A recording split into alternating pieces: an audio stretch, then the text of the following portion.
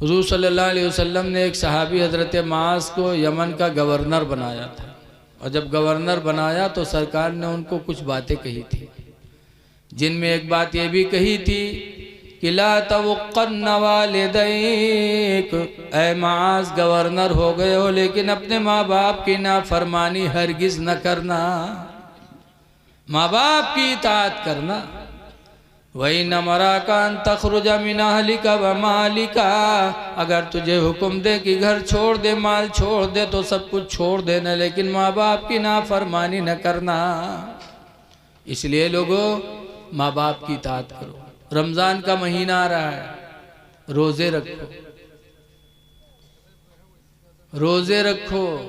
लेकिन आज लोग ना रमज़ान का महीना पाकर बीमार बन जाते हैं। जइहें 2-4 पत्ता डुप्लीकेट दवा लेके जेब में धई लें, तो क्या होटल में बैठी हैं, चाय पी है, गपर गपर खाई हैं।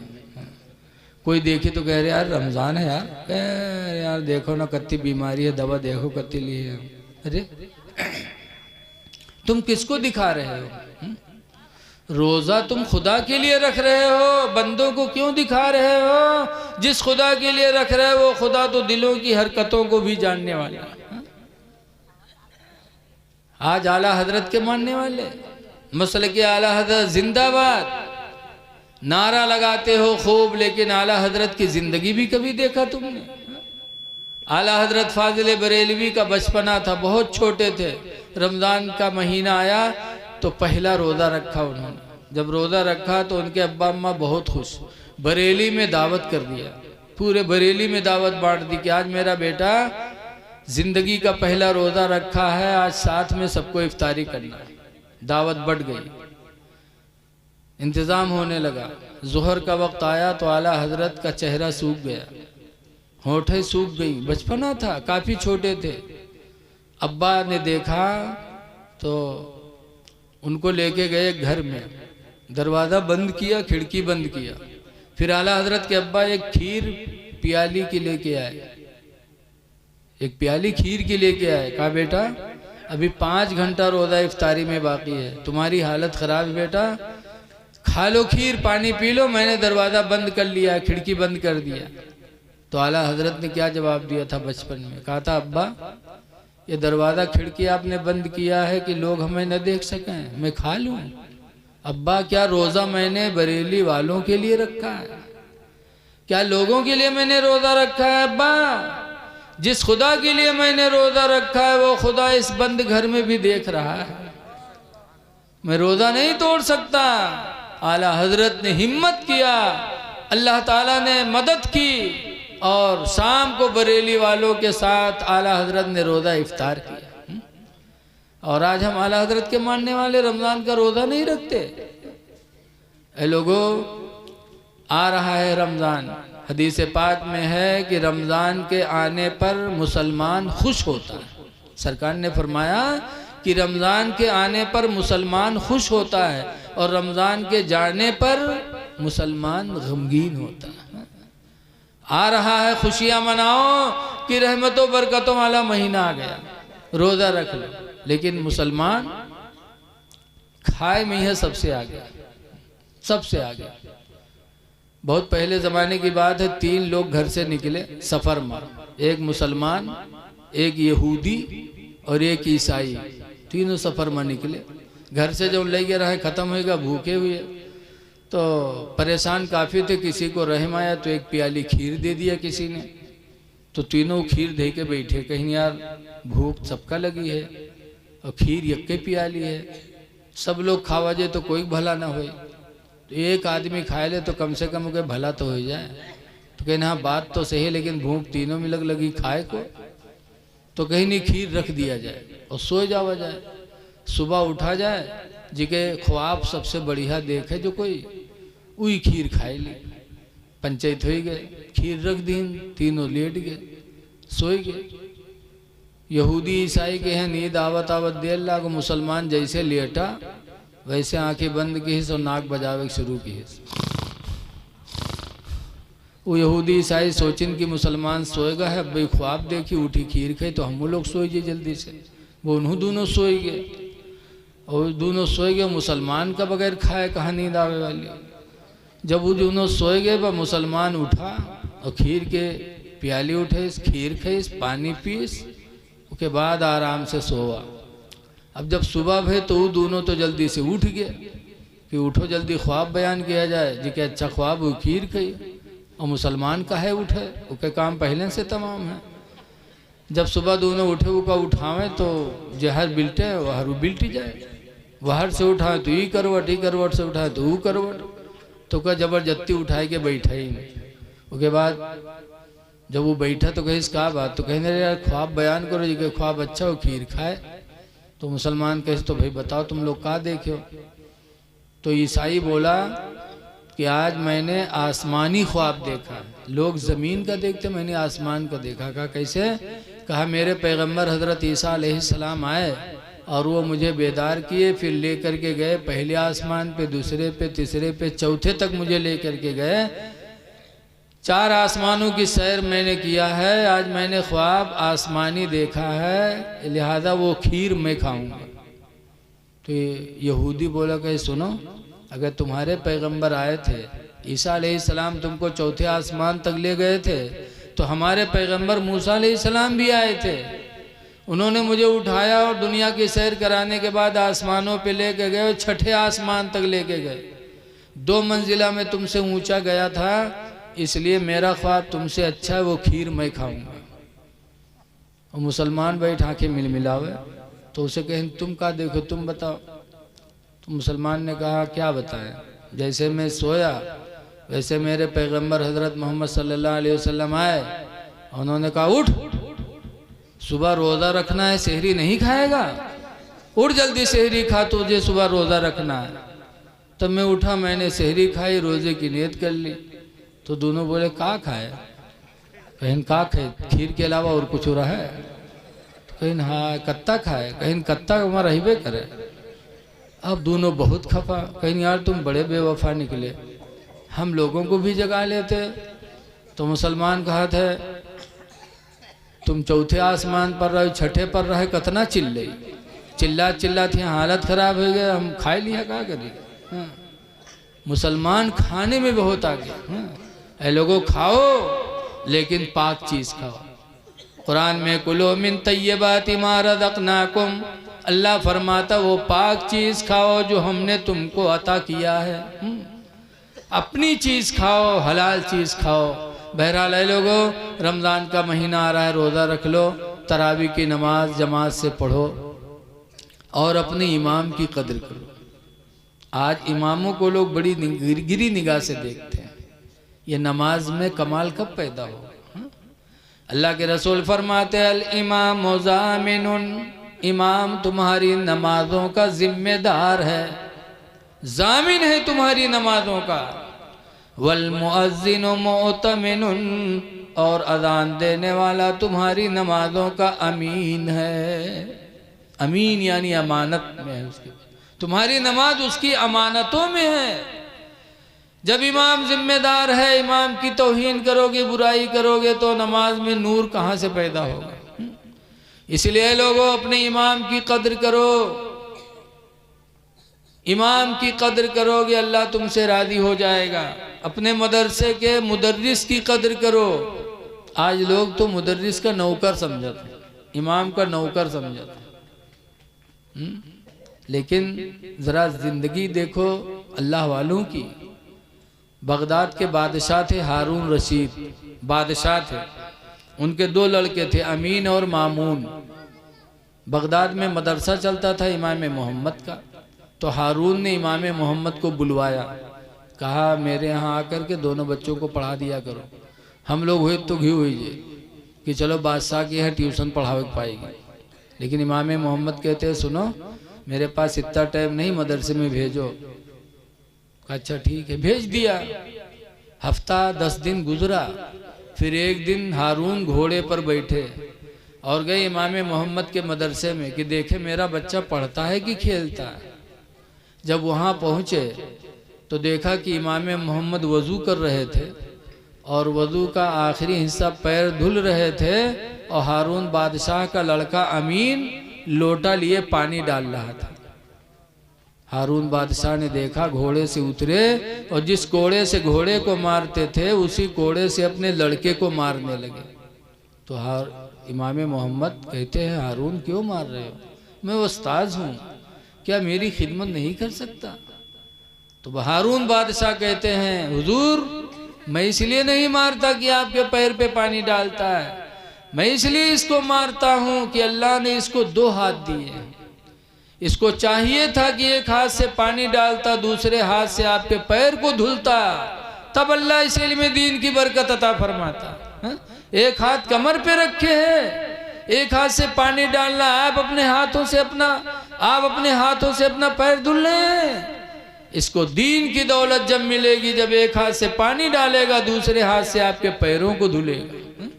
ऐ लोगों, बादशाह हारून रशीद थे, आलिम भी थे, हाफिज भी थे, बादशाह थे। उन्होंने अपने बच्चों को ये ज़हन दिया, तो आज आप भी अपने बच्चों को ये ज़हन दो। मदरसे के मुदर्रिस को, इमाम को गिरी निगाहों से न देखो, ये तुम्हारे इमाम हैं, इनकी जितनी इज्जत करोगे अल्लाह उतनी ही आपको इज्जत अता फरमाएगा। एक दूसरे के हुकूक का ख्याल रखो। आज हम और आप एक दूसरे पे जुल्म ढाते हैं। देखो अभी मैंने बताया, वला निसाओ मिन निसा, कोई औरत किसी औरत को गिरी निगाह से न देखे। आजकल बहुत सी औरतें अगर जेवर पाए हैं, सोने चांदी के बढ़िया कपड़ा पहनी है, तो गरीब औरत को गिरी निगाह से देखती है। ऐ मेरी माँ बहनों, कभी लिबास पे घमंड न करो। आज तो लिबास पे घमंड देखा जाता है। शादी ब्याह में यह पहनी है गरारा, तकियों के बाद ऐसे पकड़ के चली है, लागत है इंसान न को आंधी बवंडर को उड़ा लेगी सबका। ये घमंड का लिबास है। कहने वाले ने कहा है कि अतलसो कम ख्वाब की पोशाक पे नाज़ान हो, अतलसो कम ख्वाब की पोशाक पे नाज़ान हो, इस तने बेजान पर खाले कफन रह जाएगा। कभी लिबास पे घमंड न करो, किसी को गिरी निगाह से न देखो। अल्लाह ताला ने हमको तुमको इंसान बनाया, इंसान बन के रहो। हजरत इमाम ग़ज़ाली मुकाशफ़तुल क़ुलूब में लिखते हैं कि इंसान अगर अपनी हकीकत को सोच ले तो कभी घमंड न करे। क्या हकीकत है? एक नापाक कतरे से इंसान बनता है, फिर घमंड। इसलिए घमंड न करो। कोई शौहर अपनी बीवी पर न सोचे कि मैं बीवी पे एहसान कर रहा हूं, एहसान करके अपनी बीवी पर जुल्म ढाए ना। शौहर का एहसान नहीं है, एहसान बीवी का है। बीवी का एहसान शौहर पर है। तुम कमा के खिला रहे, कौन एहसान? तुम तो 1000 आदमी के बीच में वादा करके आते हो, अलावा नानो नफका के 21,000 देवे चलो। बोलो, अलावा नानो नफका यानी खाना खर्चा छोड़ के 21,000 रुपया देवे चलो। तो अब खाना खर्चा वादा करके आए, दे रहे हो, तो कौन एहसान? एहसान बीवी का है। हजरत उमर फारूक आजम रदी अल्लाह अन्हु फरमाते हैं, बीवी का सबसे पहला एहसान यह है कि बीवी के आने की वजह से घर मिसले जन्नत बन जाता। जो ने घर में मेहर हुए नहीं हुए, तो घर के हालत कौन मेहर होते? बोलो। आप लोग भी देखते होंगे कि अगर बीवी घर से कहीं मैके में चली गई 2-4 दिन, तो घर में झाड़ू लगाने वाला जल्दी नहीं मिलता है। झाड़ू लगाने के लिए, खाना बनाने के लिए नौकरानी रखो तो वो भी उतना अच्छा काम नहीं करेगी जितना अच्छा काम बीवी करती है बगैर पैसा लिए। तो इमाम हजरत उमर फरमाते, बीवी का पहला एहसान ये है कि उसकी वजह से अल्लाह घरों को मिसले जन्नत बना देता। दूसरा एहसान ये है कि बीवी की वजह से हमारी निगाहें गुनाहों से बचती हैं।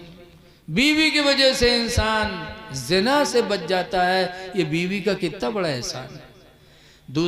तीसरा एहसान फरमाते हैं कि बीवी अपने शौहर की अमानत को अपने पेट में 9 महीना तक महफूज रखती है। चौथा एहसान ये है कि अपने सीने का दूध मुफ्त में 2 साल तक अपने बच्चे को पिलाती है। कितना एहसान है।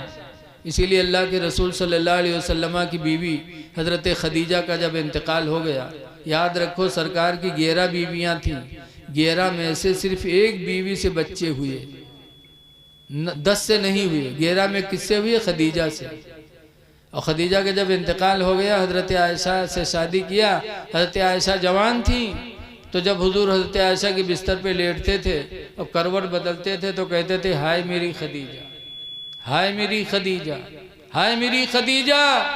तो आयशा नाराज़ हुई, कहने लगी मैं जवान हूँ, आपके बिस्तर पे हूँ और आप बुढ़िया को याद करते रहते हो, जब देखो तो हाय खदीजा कहते रहते हो, बुढ़िया की रट लगा रहे हो।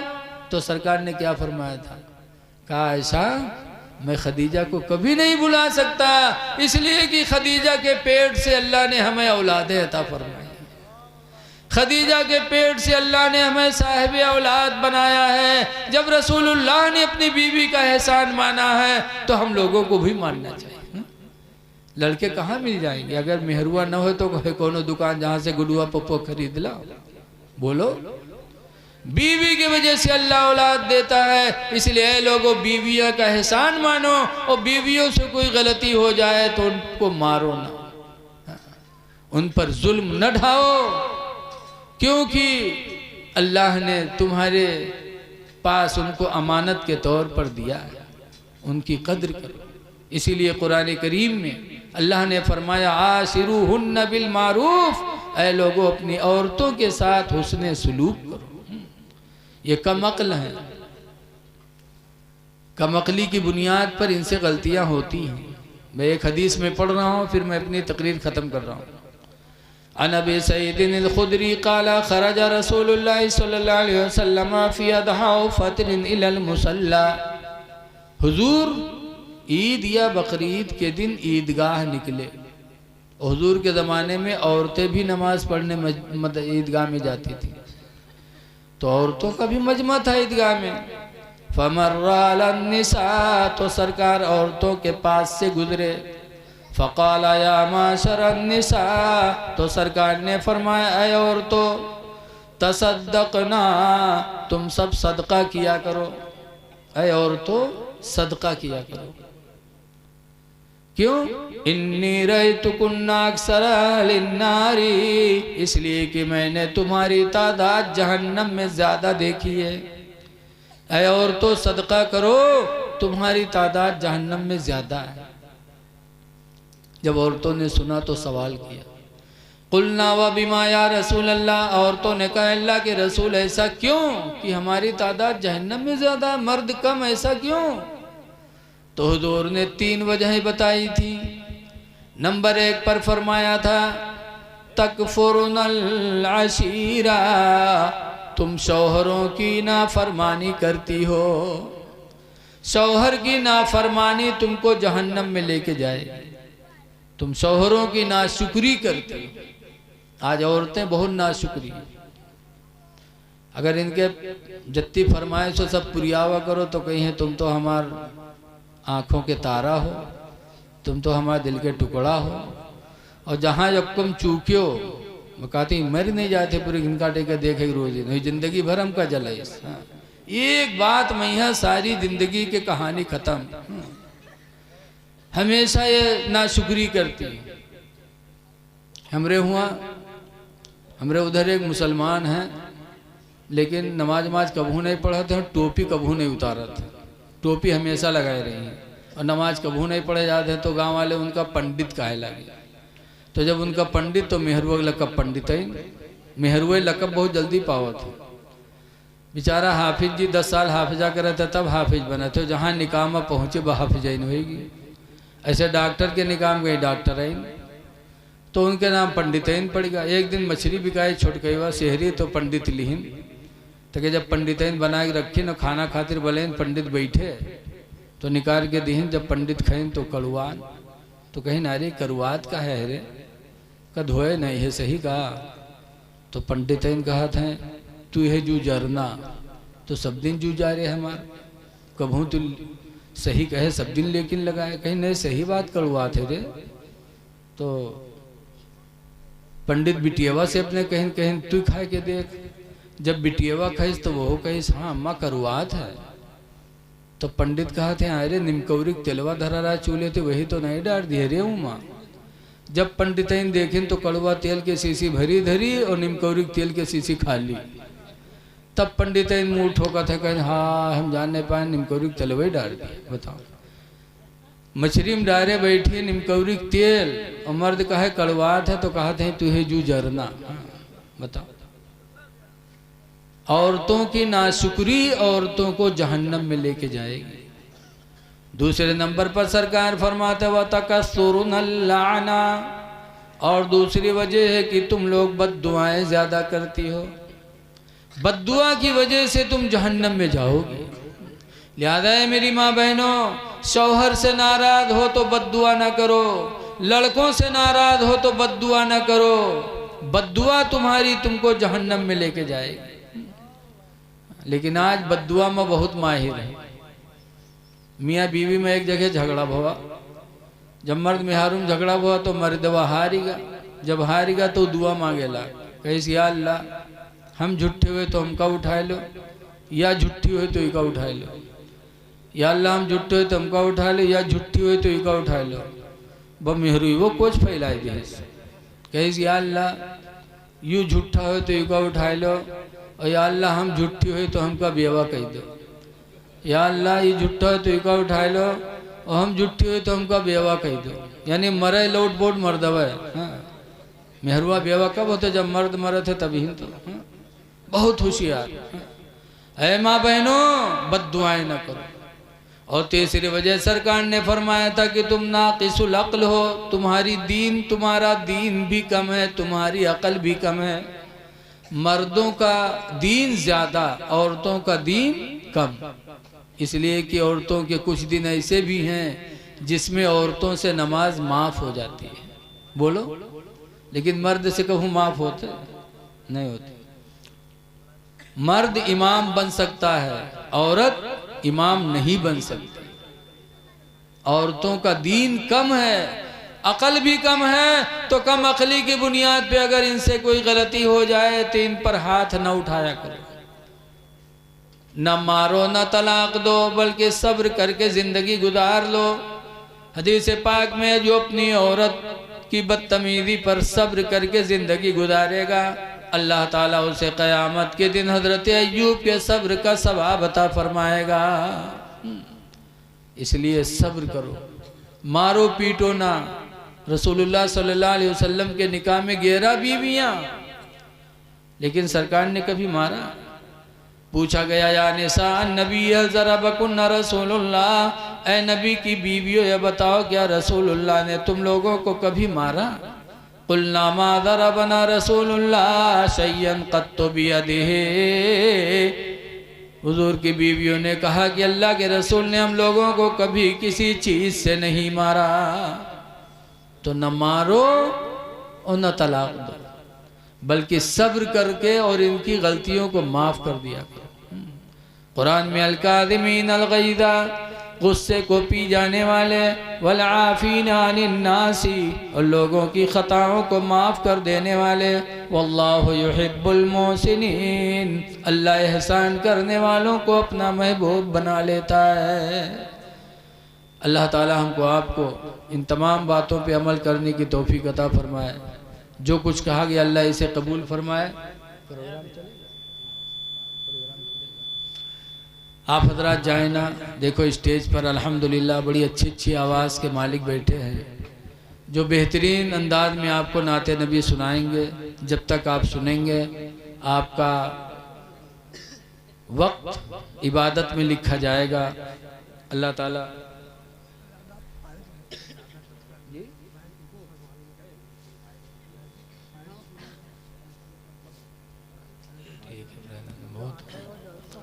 ठीक है, अल्लाह ताला कबूल फरमाए। अब अगला प्रोग्राम आप समाअत फरमाएं। अस्सलामु अलैकुम व रहमतुल्लाहि व बरकातहू।